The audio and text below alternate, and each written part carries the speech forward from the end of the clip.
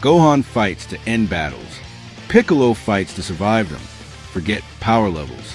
Forget transformations. If you look at them as instinct versus strategy, every one of their fights suddenly makes sense. Why Gohan overwhelms Cell instantly, and why Piccolo lasts against Android 17, comes down to tempo. Once you watch them through that lens, their entire fighting style becomes clear. Gohan does not fight like a trained warrior. He fights like a restrained weapon.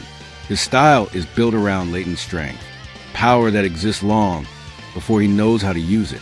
From the very beginning, this pattern is clear. Against Raditz, Gohan does nothing until fear and anger hit.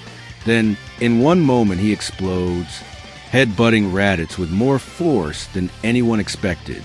No setup, no strategy, just instinct. In almost every major fight, Gohan begins the same way. He absorbs pressure. He hesitates. He doubts. Against Frieza, he lashes out only when pushed too far, landing sudden, violent bursts of power before falling back again. But once the emotional trigger fully hits, his fighting style shifts instantly. Against Cell, Gohan doesn't test range. He doesn't probe weaknesses. He doesn't adapt mid-fight. He overwhelms. Once Super Saiyan 2 awakens, his movements become direct. His attacks become heavier. Defense becomes irrelevant because the opponent no longer matters. This isn't strategy. It's release. Even as an adult, the pattern remains. Against Super Buu, Ultimate Gohan dominates immediately, but the longer the fight drags on, the more cracks begin to show. Gohan's greatest strength is his explosive tempo shift, the ability to end a fight the moment his instincts take over. But that's also his weakness. If the fight drags on, if momentum slips, if emotion fades, Gohan loses rhythm.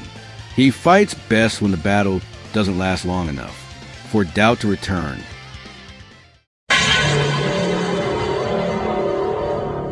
Piccolo fights like someone who expects a fight to go wrong and plans for it anyway. Unlike Gohan, Piccolo does not rely on emotional surges. His power is stable, not explosive. From his first appearance, this is clear. Against Raditz, Piccolo knows he cannot win head-on, so he creates an opening, distracts, charges a finishing move. Risk calculated, not instinct. Against the androids, against enemies stronger than him, Piccolo always starts the same way.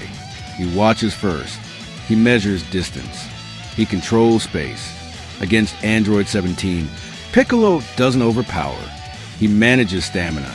He adjusts angles. He forces mistakes. Even when evenly matched, he fights like the weaker one, because that mindset keeps him alive. Piccolo's techniques reflect this mentality. Hell's Own Grenade, multi-directional pressure, delayed detonations. These aren't finishing moves. They're control tools. Piccolo doesn't fight to end the battle quickly. He fights to stay alive long enough to turn it. His tempo is patient. His style adapts as the fight evolves.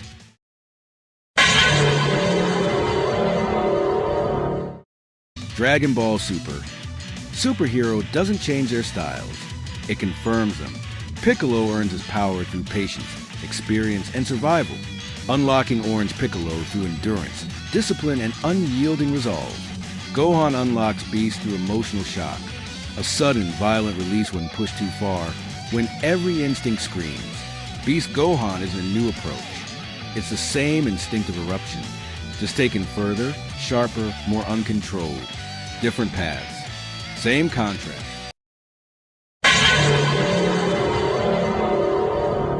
Gohan represents potential. Piccolo represents refinement. Instinct versus strategy. Explosion versus control. Dragon Ball never chooses one over the other because strength fades, but style adapts. And that's why Gohan and Piccolo will never fight the same.